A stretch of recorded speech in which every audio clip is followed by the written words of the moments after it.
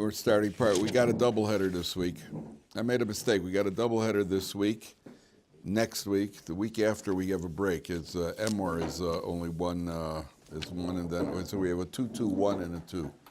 A 2-2, a 1, and a 2. So, but okay. So on page 608, V'daber Hashem al Moshe lemor, V'daber al bnei Yisrael lemor, Isha ki Tazria v'yolda zocher. When a woman conceives and then gives birth to a male, V'tama shivas yamim kimei nidas devoso titma. She's tummy for 7 days. This is by Torah law.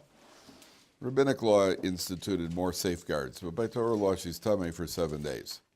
Now, the first thing that we always want to ask is, nothing is random and haphazard. What's the connection between this and the previous Parshat? In the previous Parsha, if you were paying attention to I'm sure you were, paying attention to the laning, so it was talking about the various forbidden foods, which we spoke about last week, the various forbidden foods, and the signs, the animal signs. And I think we spoke about it, right? Did we speak about it all last week? Maybe we didn't. I think we... Did I told you about the Chassam Sofer, about if you see an animal and you just think to yourself, I'm not allowed to eat it, it's a mitzvah. No, we went to the beach instead. Oh yeah, that was on Wednesday, right? Yeah, or he saw other animals. But there's a Chassam Sofer. It says when it comes to the forbidden animals, so there are three levels. Level 1 is where you smell non-kosher food. You say, boy, I really like to eat that, and the only reason I'm not is because the Torah says not to. Then you're getting a mitzvah. Level 2 is where you see the non-kosher food. You don't really want to eat it. But you remind yourself, even if I wanted to eat it, I wouldn't be allowed to because the Torah says, no, I'm not allowed to. That's a mitzvah. That itself is a mitzvah. Just looking at it and thinking to yourself, I'm not allowed to eat that because the Torah says, so that's a mitzvah. And then the Chassam Sofer says, and this is a novelty, I never knew this, even if you see a live animal, if you see a camel, and you think to yourself, you know what, I'm not allowed to eat that animal, the Chassam Sofer says that's a mitzvah.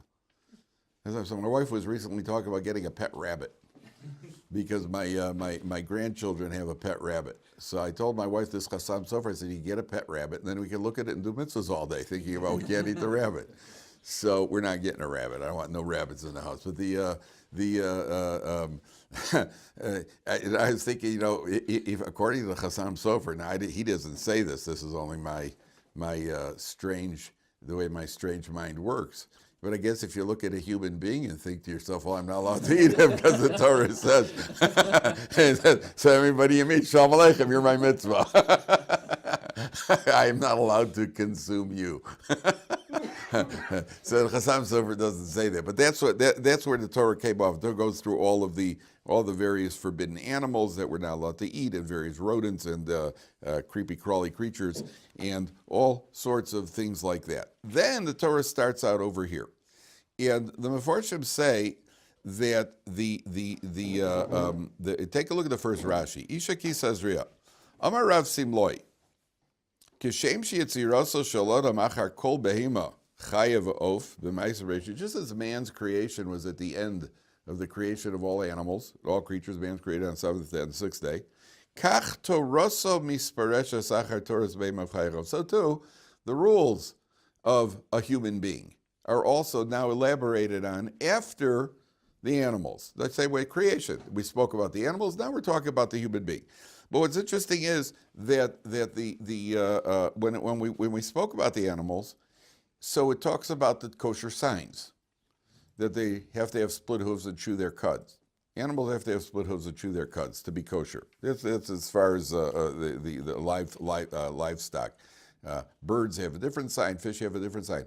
But the question is, why is that a sign? Why is the chewing of the cud and the split hooves, why is that a sign for a kosher animal? What's the lesson? So Reb Chaim Kanievsky, that's all, he says like this. Split hooves it has to do with the feet.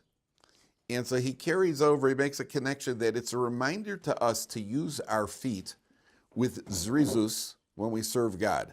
That be energetic. It's the feet that carry us. So the kosher sign of the feet, exactly how he makes the distinction based on, but the idea being that the kosher sign of the feet Apparently, if it's got split hooves, it represents more speed than if it's one closed hoof. I don't know exactly what the symbolism is, but the idea is to remind us that in Avodas Hashem, we have to move with what's called zrizas. Zrizas is alacrity.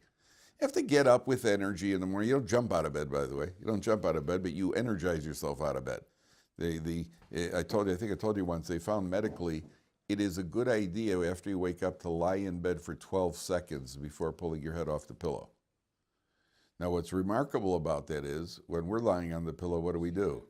Mode ani lefanecha melech chai v'kayam shechazarta bi nishmasi b'chemla rabba emunasecha.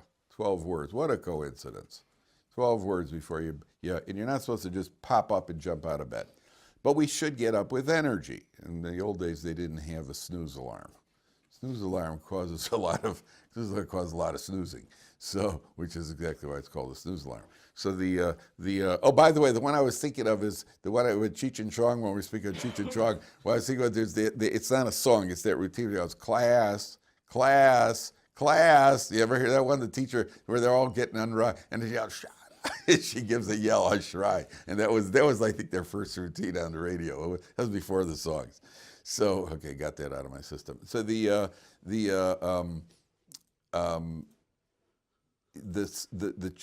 split hooves represents zrizas, represents being, doing avodas Hashem with energy. The chewing the cud represents how consistency. The animal chews it, brings it up, chews it, brings it up, chews it, brings it up, chews it. We got to get up every morning and daven, and we got to get up every day and put on tefillin, and we got to go every day, and you have to learn Gemara, and you have to learn it over, and you have to review it, and review it, and review it, and review it. That's the symbol of the kosher animal. That's what Reb Chaim Kanievsky suggests. Okay. The same way that animals have a kosher sign, Jews also have a kosher sign. What is the kosher sign? One of the kosher signs is immersion in the mikveh. Because when somebody converts to Judaism, what do they have to do? They have to immerse in the mikveh to become a Jew. A woman, in order to live with her husband after she has become impure, she has to immerse in a mikveh in order to even begin having a child. So the first sign of a Jew is the immersion in the mikveh. And the second sign of a kosher Jew is bris milah. And so you have over here that follows the signs of the animals. You're followed with the signs of a Jew, so to speak. Number one. Number two, the word zochar, daber b'nei Yisrael bar isha ki Tazria v'yolda zochar. So the word zochar, it could also, you remember in the Torah there are no vowels. The word zochar could be read as zecher. Zecher means to remember. It's a reminder or a memory. And the idea is that man was created last because he's the pinnacle of creation. Who comes into the room last? First, everybody assembles, then the president walks in. The whole ceremony is for the most important person. Most important person comes in last. Man is created last for two reasons. If you're good, then you realize, as the Medrash says, if you're good, you realize that the entire creation was created for you. If you're not good, then remind yourself that even a flea was created before you. You're insignificant. Even a flea was created for you. It cuts both ways. Being created last cuts both ways. If you're deserving, then realize you're the pinnacle of creation. The whole thing is here for you. And you enter, ta-da-da-da-da-da, here he is, here's the star of the show, and the star comes in. That's if you're good. Zecher, zochar, v'yolda zochar, she gives birth to a male, is also the same word as zecher, meaning that this is only worthwhile, we're only the pinnacle creation if we remember what our purpose is in life. You remember that God created the world, that we should serve him, then it's zecher, zochar, and then you're the pinnacle of creation. If you forget about it, so then then even a flea, even an insignificant flea, was created before you. Now, the other idea here is that the entire parsha is going to be talking about tsaras, leprosy. It's going to be talking about leprosy and various signs of leprosy. What's the most common cause of leprosy? Lashon hara. Now, the truth of the matter is that it also comes because of haughtiness. It could come because there's a pasuk we're going to see later, a pasuk in Mishli, where there are seven traits that God despises And those seven, any of those seven could trigger off. But the most common connection that people make, exactly what you're saying, is Lashon Hara. So the question here again is, and what's the connection to the previous parsha? Why does, okay, we'll talk about the first few psukim about a woman giving birth, but they immediately get into tzaras and what's the connection? Yeah. I was going to ask that if tzaras is coming from Lashon Hara, it doesn't seem like we would speak less Lashon Hara today than we did many years Oh well, ago. let's wait till we get there. I'm just no, we don't. But let's because we don't. Let's wait till we get there for a second. But the point here is, what's the connection? Again, I'm just connected to the previous parsha, just an introduction. What's the connection to the previous parsha? This is something we forgot. What are you saying, Afla? Well, just based on what we just said, that you have to quarantine for 7 days. You're impure when you have tzaras. Okay, we're going to see that. We're going to see about that quarantine is. We'll see about that. Here, the connection is that the previous parsha was talking about what shouldn't go into your mouth. Now we're going to talk about what shouldn't come out of your mouth. And if we were as careful about what comes out of our mouth as we are about what comes into our mouth, we'd be okay. But it's unfortunately we're not. I can only speak for myself. When it comes to kashrus, everybody's all, this you're checking all the kashrus. They ought to have hechsherim on speech.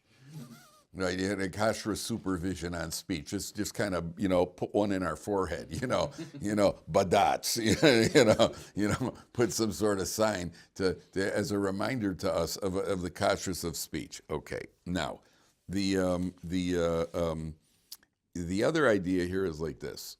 It says Isha kisazria v'yolda zachar. When she said the word zorea literally means to plant. You plant seeds. And obviously a woman who gets pregnant, the seed has been planted. There's a pasuk that says, Hazorim bedima, those who plant with tears, Hazorim bedima berino yiksora. We say that in Shira Malos. Hazorim bedima Hazorim bedima, if you plant with tears, Hazorim bedima berina yiksora, you will harvest it in joy.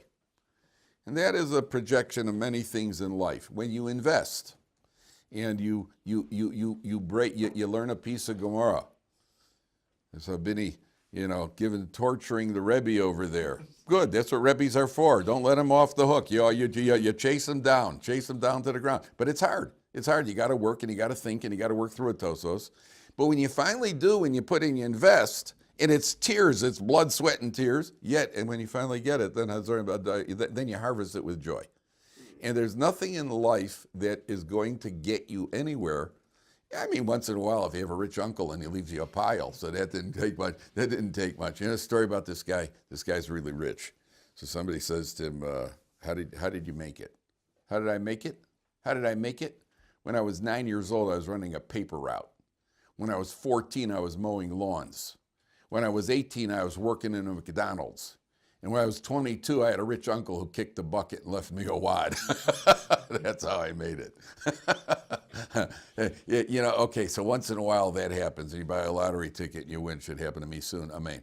But it doesn't always work that way. It doesn't always work. Usually in life, anybody who's accomplished anything, it came from blood and sweat.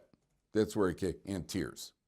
So there's an interesting, it says that when Avram Avinu marries Hagar, so he marries Hagar, and she gets pregnant the first time they're together. And the Medrash says that Hagar was thinking to herself, that's Sarah. I guess she's not the tzaddikus that she's cracked up to be. I mean, here she's living with the man for 70 years and doesn't get pregnant. I live one night with him and I'm already pregnant. I don't know about that Sarah Imenu. So there's a Chassam Sofer that says, sure, you got pregnant right away. And what did you have? You had a Yishmael. To have a Yishmael doesn't take much. To have a Yitzchak, took years and years of crying and tefillah and avodas Hashem to earn a Yitzchak. To get a Yishmael doesn't take anything. To get a Yitzchak, that's Hazorim Bedima Berina Yiksara. You sowed the earth with tears, then you're going to harvest in joy. Parents have to invest. Person has to invest in himself, and you invest. It's difficult, it's challenging, but eventually a person harvests in joy. That's why it says, Isha ki Tazria v'yolda zachar. You want to bear a male, I mean a real zachar, somebody worthwhile, then it's going to have to be azurim b'dima ri'ikzar. Not all the time. Sometimes there are plenty of women who get pregnant right away and have wonderful children. But the lesson is that you can't look at Sarei Menu and therefore come to conclusions that she's not a tzedekis. Look at Sarei Menu and come to a different conclusion. That's why it's data. How do you read data over here? Well, I guess she's not a tzedekis. This is one way to read the data. The other way to read the data is she's a very big tzedekis, and HaKadosh Baruch Hu is withholding a child because he values her tears and her tefillah, and eventually she's going to end up with a Yitzchak. Okay, idea number one. Pasuk Gimel. Uvayom hashmini yimol b'sar loso. On the 8th day, he circumcised. Now, if you'll notice, first of all, it says uvayom hashvi. There's a vav. A vav. By the way, the word vav means a hook. That's why the vav in the Torah, the vav looks like a hook. It looks like a hook, and a vav means a hook. So often a vav is a connecting word. What's this vav connection, uvayom hashvi? What's it got to do with what came beforehand? The answer is that the previous pasuk talks about a woman who gave birth. She becomes a nida, but that means that she's keeping the laws of nida.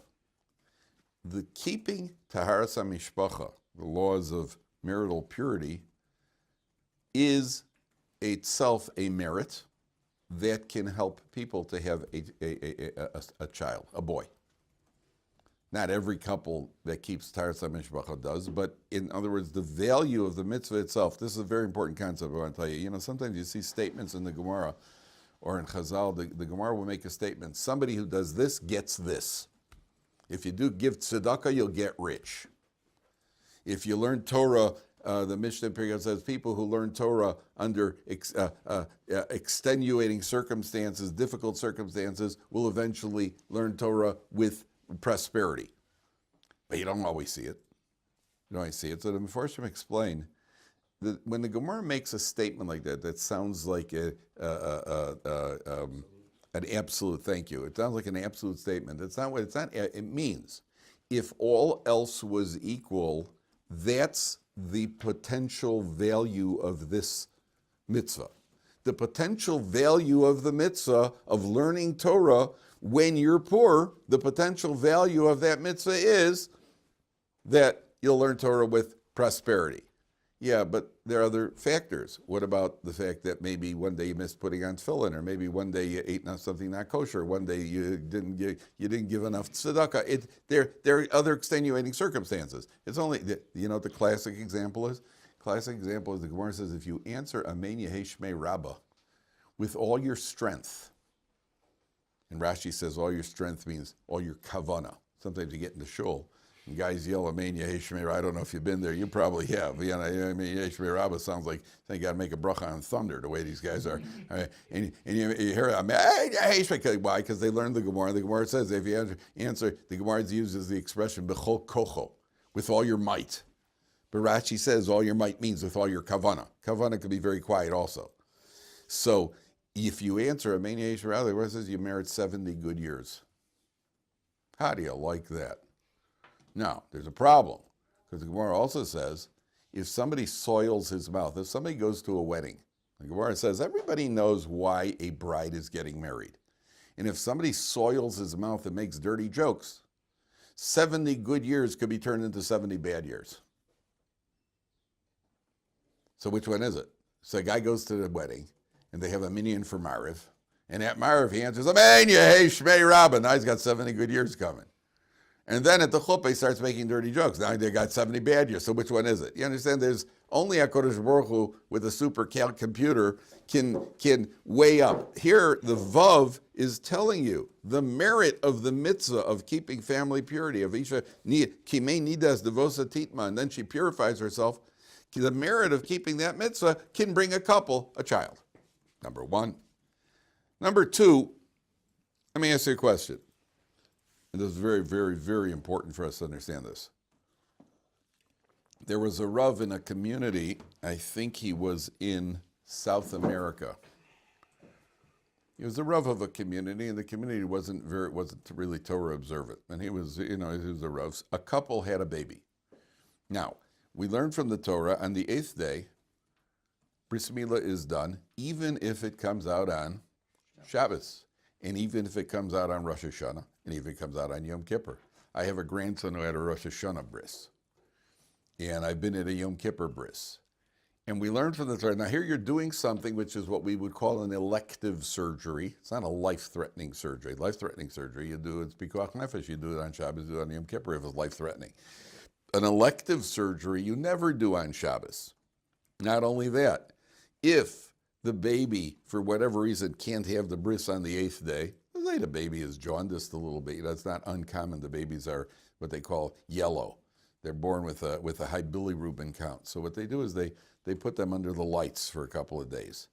So, and it's very, very, very common. Now, as long as the baby's number hasn't gone down on whatever measures the bilirubin, I think it's 15 on the bilirubin count, or if the baby has an eye infection, if the baby has any sort of infection, which is also not uncommon, the baby develops an eye infection. There have been brises where the tables are set, the mole is there, the knife is out, and at the last minute, the mole takes a look at the baby and says, we're not doing a bris today, because the baby may develop a fever, or the baby's got an infection or something. Once a bris is put off, then you do not do it on Shabbos. So if the baby, let's say, they couldn't do the bris on the 8th day came out, let's say, on a Thursday, and they couldn't do the bris on the 8th day or the 9th day. By the 10th day, the baby is healthy, but it's Shabbos, you don't do the bris. But if it's the 8th day comes out, bullseye, smack on Shabbos, then you do the bris, even though it's an elective surgery, which is prohibited on Shabbos. Why? Because the Torah says so. Torah says this. You also bring a korban on Shabbos. So the Torah says this overrides Shabbos. Okay, now, this rabbi asked a question to the Tzitz Eliezer. The Tzitz Eliezer was one of the great poskim of the previous generation. I think he was nifter maybe 25, 30 years ago, 40 years ago. He was in our contemporary. And the Tzitz Eliezer was asked the following question. This rabbi is the rabbi of a really non-observant community somewhere in South America, and a couple had a baby. They were traditional. They were going to do a bris, and the bris came out on Shabbos. But he also knew that if people are going to come to the bris on Shabbos, there are going to be a lot of people driving. So he wanted to know, should we put off the bris for Sunday, just like you find that we don't blow shofar if it comes out on Shabbos, because there was a concern people would carry the shofar. We don't do a lulav and esrog on Shabbos, if you're what do you call it, and we don't read the Megillah on Shabbos, because there's a concern people are going to carry it. So he wanted to know, knowing that there's going to be Shabbos desecration, he wanted to know, should we just put off the bris on Shabbos, just like you see that in the Gemara, they put off things for the sake of Shabbos. What would you say? And why? What do you say? They're going to go to Shabbos anyway. What's that? They're going to go to Shabbos anyway. So why is it? It's not the bris that they're coming for. It's the. Well, I don't know. Maybe they'd stay home and, maybe they hear you're causing them to come to the bris. I don't know. Maybe they stay home and watch a football game on Shabbos. You don't know for sure they're going to go somewhere on Shabbos. Here you go. That's part of the idea of inviting people for the sake of kiruv on Shabbos, where they're going to drive to your house. Or the argument that they're going to drive anyway, I don't know if they're going to drive anyway. I cannot be the catalyst of them desecrating Shabbos. What do you say, Ben? Well, I was just hearing yesterday that there's this concept of the 8th day being beyond Teva. We were getting into that with Parshat Shemini. So the bris milah seems, considering it's the 8th day, it seems to be getting into that. And if it's truly beyond Teva, beyond what Hashem created. Yeah, but their desecration. Yeah, but their desecration of Shabbos isn't beyond Teva. Their desecration of Shabbos is very much within Teva. I hear what you're saying. The 8th day falling out on the 7th. There's something beyond. So okay, it's true. That's why we do it on the 8th day. The question is, those are very interesting. What we call inyanim. That's very, very, very spiritual. Halakhah always overrides spiritual. That means I'll get to you 1 second. That means the classic example is you have two people eating the korban pesach. This is a classic example, right? You have one guy who eats the korban pesach because I love roast lamb. boy, am I hungry. He doesn't think a word, doesn't think a thing about the Korban Pesach. He just says, I love roast lamb. And 1 minute before Chatzos, he eats the roast lamb. You have a second guy who has every Kabbalistic intention in eating the Korban Pesach, and he eats it 1 minute after Chatzos. He's Chayiv Kares. He did not fulfill the mitzvah of Korban Pesach. So spirituality is a wonderful thing, but halacha always trumps spirituality. Now, the question here is, do you push off the bris because for the sake of Shabbos? What do you say, Andrew? Well, the bris already is, like we already said, that because it's an elective surgery, but you're doing it on Shabbos anyway because it's that important. But it's not a desecration of Shabbos. That's a mitzvah. And here, by doing this mitzvah, you're going to cause Shabbos desecration. Do you push it off? What do you say, Naftali? Last one. I had a yes and a no, but I'm gonna go with the no because I think it's a no answer, and that is the whole purpose of becoming a Jew is to keep Shabbos. So the fact that you push it off, that's the whole essence of this person becoming a Jew. These guys, whether they see it or they not, are gonna know that that's the purpose of being a Jew, and therefore for the good sake of Kiruv. Yeah, it's got Kiruv. No, we don't desecrate Shabbos for Kiruv. We are going to influence them. You're saying that because of the influence on the people who will drive over, and that is something that's something we do not do. Okay, so I'll answer your question. The answer to the question is, first of all, we can never make comparisons to what the Tzitz Eliezer wrote back. First thing is, we can't make decrees. We don't make a decree. We don't make safeguards that the Gemara did not make. In the time of the Gemara, Chazal could make a safeguard. No lulav, no Megillah, no, what was the third one? No lulav, no Megillah, no shofar on Shabbos. Because Chazal have that strength as a Beis Din to make that takana. You can't go and make a takana, number one.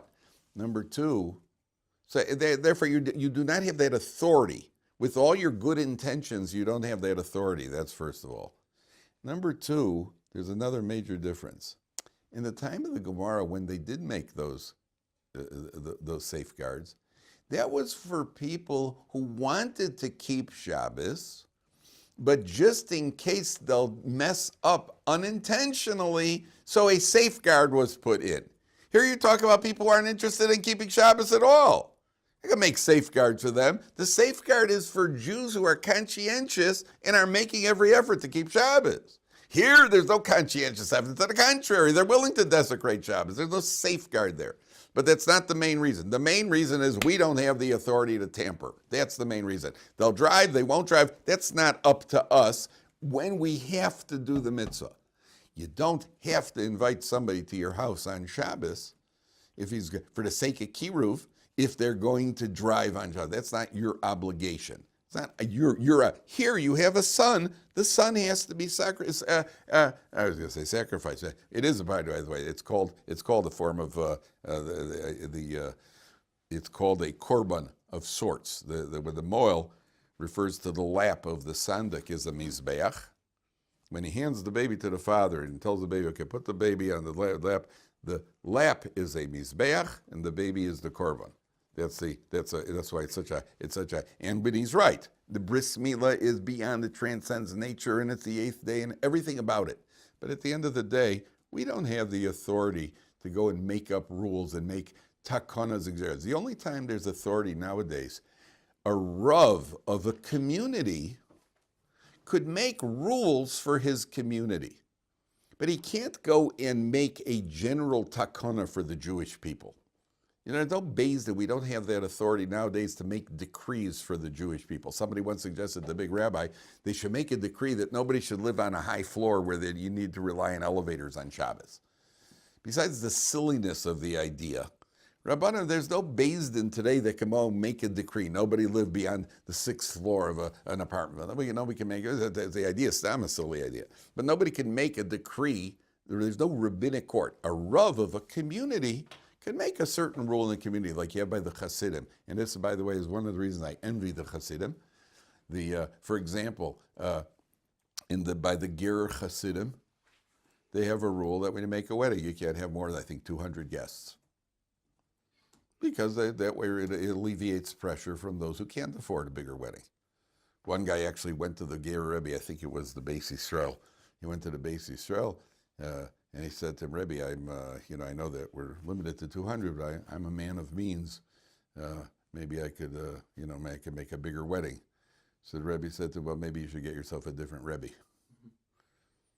Right? And that's the rule. He could make that rule. They could make another rule. In Ger, they have a rule, I think, that a couple that gets married is not allowed to buy they're not allowed to buy a flat in Yerushalayim for the first 5 years of their marriage. Because that puts pressure on those who can't afford it. It's a young couple, you want to go buy in Netivot, go buy in Tzfat, go buy where real estate is cheap. But he has the authority to make that rule. One of the reasons I'm envious of the Hasidim is because the Hasidim, when the Rebbe says jump, you ask how high and how long should I stay up there, and therefore that there's a certain strength that the Hasidim have. But a Rav of a Kehila could also make certain rules. A Rav has certain rules. Through Jewish history, they had very strong rules. In Europe, before in Europe, the Beis Din could actually sentence a person to a humiliation. A Jew who was a Jew who desecrated certain halakhas, a Jew who didn't behave properly, they put him in the stocks right outside the shul. The Beis Din would rule that he's to be put in the stocks, where you got your hands, you're trapped, and everybody walking in the shul and spits on him. They call him Poshei Yisrael. Yeah. Not only that, I think at the time of the Rishon, there was a Kohen who was married. A Kohen was married to a divorcee, and the Beis Din paskin that they have to get divorced, and he didn't want to divorce the divorcee, and he's not allowed to be married to her. And then what they were going to do is they were going to go live somewhere else. So the Beis Din severed his fingertips, so that he wouldn't do Birkas Kohanim, because he's not allowed to do Birkas Kohanim as long as he's married to a Grusha. The time of the Gemara says they severed somebody's hand. Somebody was running around punching people. The Beis Din told him to stop. They fined him, and he kept punching people. I think it was Rav Huna. So Rav Huna's Beis Din. They severed his hand. Guess what? After that, he stopped punching people. How do you like that? Was that? It's just a flesh wound, like in Monty Python. It was. And listen, you can't let your society disintegrate. The guys go around. So the point is that the Tzitz Eliezer said we don't have that authority nowadays. You can't go do that. What are you saying, Andrew? Okay. Yeah. So was he able to, in that community, enforce that you can't do the bris? No, because you could make rules, but you can't push aside Torah law. We don't have that authority. It's a very, very important concept to know. We don't have the authority nowadays to tamper with the Torah. Very important to know that. Even the Beis Din, we don't have a Sanhedrin, we don't have a Beis Din, we don't have that authority. At the time of the Gemara, that's why, when it says that the Gemara was a sealed book, because the Talmud Bavli is a sealed book. That means that whatever they decreed, and what they decreed was always with a Beis Din. It was always a Beis Din. It wasn't one man came along and made a decree. They don't have the right to go and make nobody could go and make decrees on the Jewish people. Okay, now, there's one other idea here. Why is it, there are 19 brachas in Shmon Esrei. That's one of the ironies of Jewish life. It's called the 18, and there are 19 brachas. But then again, flogging in the Torah is called Malkus Arboim, and there are only 39. But here we have, so the answer is originally there were 18 brachas. Then they added the 19th bracha, which was about V'la Malshinim, but the one that we say every day, the bracha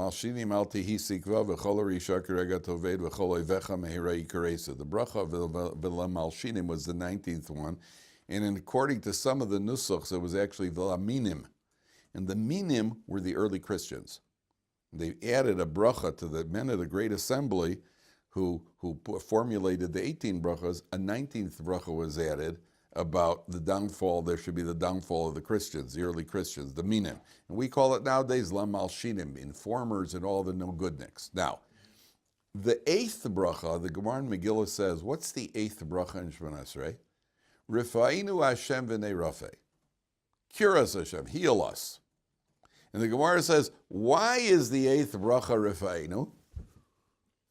Day of the bris. Because the bris milah is on the 8th day, and the baby needs a refuah. That's one of the ironies of bris milah. You say, make a bracha, you make a lachniso bevritzo shalav rabavinu. In Eretz Yisrael, we make a shechianu. I think in Chutz La'aretz they don't make a shechianu. In Eretz Yisrael, they don't make a shechianu on the bris, and it's a simcha. And right after the bris is finished, they name the baby, and then the moil says, Mishaberach avosein rabbi hu yavrach v'yarape as a chola. He gives them a mishaberach because now the baby is a chola. He needs a refuah. So they made the refuah on the 8th day. That's why. Why? The Gemara says because of bris milah. What's the obvious question? There's a lot more healing after the 8th day. Besides that, I thought you started off well when you said there's a lot more. You started off well. What's the obvious question? There's a lot more people That what? need healing. Of course. Yeah, there are a lot of illnesses, unfortunately, in the world. Why? Because bris milah is on the 8th day, and bris milah is minor compared to some of the other illnesses. So why is bris milah the one that they made refainu for? The answer is because in the future, in Yemos HaMashiach, there won't be any more illness. There's only be one situation where somebody needs a refuah, which is going to be bris milah still going to be around. And the baby's going to need a refuah from bris milah. So they made it on the 8th bracha for Rifainu, for the bris milah, because that's the only illness that's going to be around. Okay. Now, we get to the nitty gritty. Not yet. One more. One more. And this is also going to sound strange. So a woman who is, let's pick it up from Pasuk Gimel.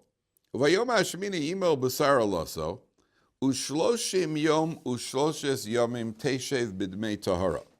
A woman who experiences bleeding, under normal circumstances, as soon as a woman experiences bleeding, she becomes tameh. She's a nida. Here, a woman after 7 days of birth, and 4 lines from the top, after 7 days of birth, she now has a 33-day stretch where during that 33 days, even if she bleeds, she's considered permissible to her husband. It's not regular, it's not considered the same as regular nida bleeding. And therefore, the Torah says for the next 33 days, it's what's called demei tahara. What do they call it? Blood of purity? Blood of purity. That's exactly the way he translates that. But she's got a limitation about coming in contact with holy things. B'chol kodesh lo siga v'al mikdash lo sova ad mosimei Torah. She's not allowed to enter the Beis HaMikdash, but she's permissible to her husband for 33 days. Now, v'im nekeva tele, let's say she gives birth to a female, v'tama shvuayim kinidasa, then for 14 days she's tameh. 14 days. The male it's 7 days, by female it's 14 days. V'shishim yom v'sheshes yameim tishev al dein Torah. But then she gets a double jeopardy on the purity days. Then 66 days. The blood is considered pure. Now, what happens after this? We're going to come back to this. Uvim los yemei tahara leveno levas. After the day the purity period is over, Tavi keves ben shnaso laola, uven yona otor lechatas. She brings a sheep as a burnt offering, and she brings a dove, or how does he translate yona to a turtle dove or a young dove? How was he? Young dove or a turtle dove. A young dove or a turtle dove as a sin offering. El Pesach al Moed al HaKohen. Why in the world does a woman who gave birth have to bring a sin offering? What did she do wrong? She has to bring a sin offering. Maybe her thoughts weren't so pure in the pains of labor. What were the thoughts that are not pure? You're right on target. What thoughts? He said, maybe her thoughts weren't so pure. I wouldn't use the word pure, but her thought, maybe, let's call it inappropriate.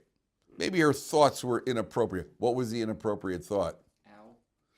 Ow is not an inappropriate thought. You know, ow is not even a thought. Ow is a reaction. Boy, oh boy, boy, oh boy, oh boy, oh boy. I just want to tell you something. The first time my wife gave birth, and I took her into the hospital, I had seen her doing Lamaze. Lamaze is with the labor coach, and their breathing exercises. What do I know? You know, I'm watching her, and you know they do all sorts of breathing. And then they go, so I thought, you know, you go, poo, poo, poo, out comes the baby. and then we get to the hospital, and she's in active labor, and we get to the hospital, And the lady's taking she's standing there, she says, like, she's filling out a form, the nurse is filling out a form, what was it? And all of a sudden I hear a blood-curdling scream, ah, like that. And the nurse, and it's a scream stops, and the nurse says to me, I'm sorry, was that a B or a D? And I said to her, what was that? She goes, what? I said, I heard somebody screaming down the hall. I expected to see, doctors running, blue lights flashing, code blue. I was like, oh, that's just a woman in labor. Shalom, Sonny Isha. Shalom, Sonny Isha. It hurts like the blazes. That's what the women claim anyway. So it hurts. It could hurt. So, but what? Okay, what an inappropriate thought. I don't want Get this thing out of me. No, that's nothing wrong with that. I don't want this baby anymore. No, I don't want the baby. Cursed be the one who caused this pain. Oh, very close. Not cursed be the one who causes pain. She makes a vow either internally or verbally, I am never going to live with my husband again and get into this situation. That's what the Gemara says. She either thinks a vow or actively makes a vow. Now, the vow is not valid because a woman doesn't have a right to deprive her husband of his rights, but she made a vow. And therefore, as a result of this vow that she either thought or made, even though it's not a valid vow, she has to bring a korban chatas. That's one idea. The ola also, but the chatas specifically is the sin offering. Now, one of the Mefarshim says there's another idea here. You see, a woman who's pregnant, now she knows she's going into a birth, which very, very low percentage chance, but it is a potentially life-threatening, or remember, and there sometimes chas v'sholom, there can be complications in the baby. We want the baby to be healthy. Women get nervous towards the birth. People who are nervous, often, whether verbally or in their mind, they make all sorts of commitments to be good. Okay, no more lashon hara, and I'm going to be tznius, and I'm going to make sure supper's ready for my husband every day when he comes home, and I'm not going to fight with my neighbor, and I'm going to treat my mother-in-law better, and I'm going to, stop yelling at my kids. You make all sorts of pledges. When you're in that sort of situation, you vow to be good. And she gives birth, and Baruch Hashem, she's okay, and the baby's healthy, and then you're back to normal. So there's been she reverts to herself. For that, you need to bring a sin offering. You had pushed yourself up mentally into a heightened state, and you didn't follow through with it. Which is, by the way, happens to many people, many times. You got to go there. If Hashem saves me, then I'll do this, I'll do that. I'll learn Daf Yomi, and I'll put on tefillin ma'awir. And then he comes through the surgery, everything is okay, or the test results come back and everything's okay, and then he reverts right back to himself. For that, you need a chatas. That's unfortunately, that's why she chatas. Now, why is there a double impurity period if she has a girl instead of a boy? She knows the girl will experience her pain. You're close again. The same way that a woman becomes impure, she just brought another source of impurity into the world. A girl will also go through. Okay, number one. Number two, if a woman makes a vow not to be with her husband, when do you think she's going to regret that vow sooner? After a boy or after a girl? Do you know there's a different bracha you make when you have a boy than when you have a girl? When you have a girl, you make a shechayanu. It's a wonderful bracha. So, you brought a life into the world. When you have a boy, the bracha is hatovu metiv, which is a higher level bracha. Why? Because bottom line is, what is it that the couple wants? They want a boy. That's human nature. It's not limited to Jews. Goyim also, a boy. There's something, it's a boy. I just had a friend who now I have a friend who had he has 5 kids. His oldest child is 9 years old, and they just had a baby after 9 years. They just had a baby, a girl. And everybody was happy. We were very thrilled for the couple. But guess what? If it was a boy, it'd be a major celebration. That's the way it is. I didn't write the rules. Not only that, I saw it myself. I had one of my children, my wife, had a little bit of a complication towards the end of the pregnancy. So she had to be in the hospital on what's called Shmirat Hirayon. They have to just keep her under supervision in the hospital. So I go to the hospital every day. And it's the only ward in the hospital. It's a happy place to be, is the maternity ward. And every time I'd come into the hospital, the nurses at a certain point would be going off shift. And these are women. And so the nurse going off shift, the one coming on shift would say, okay, what's happening with Mrs. Goldberg? She had a girl. Mazel tov. What happened with Mrs. Levin? She had a boy. Mazel tov! It was blatant how the nurses favored the boys over the girls. It was ridiculous. Absolutely ridiculous. And that was the women. And I've seen it in other places, like when we had babies, you go into a doctor, and there are women in the doctor's office. You got a little baby, and there's an older lady there. She says, hi, what's the baby's name? Rachel. Oh, Rachel, hi, Mom, hi, very nice. And she goes right back to her reading. And when the boy, what's the baby's name? Shimon. Yeah, can I hold the baby? It's ridiculous, absolutely ridiculous. So a woman who gives birth, she wants a boy also. You know why a woman wants a boy? Because she knows her husband's going to be happier with the boy. I'm telling you hard facts, gentlemen. And more things to fix. And what's that? More things to fix in the male neshama. Yeah, well, nobody needs to work. But and I'll tell you the truth of the matter is girls are easier. Girls are easier. You're worried about them more, but raising them, they're easier. They stay closer to home, and they're boys, you can get a call from the police department. He's been arrested. He punched a cop. No girl's going to punch a cop. But girls will drive you nuts as teenagers. They will actually drive you to drink, but they stay loyal and they'll take care of you when you're old. Boys are more fun, but boys are unpredictable. Anything could happen with boys. The woman who gives birth to a boy, her regret of the vow will take place sooner because there was so much simcha involved. So after 7 days, okay, all right, well, we'll have another one.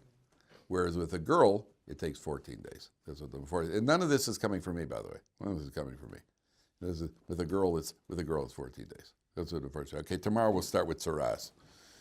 That means we got to speak some Lashon Hara.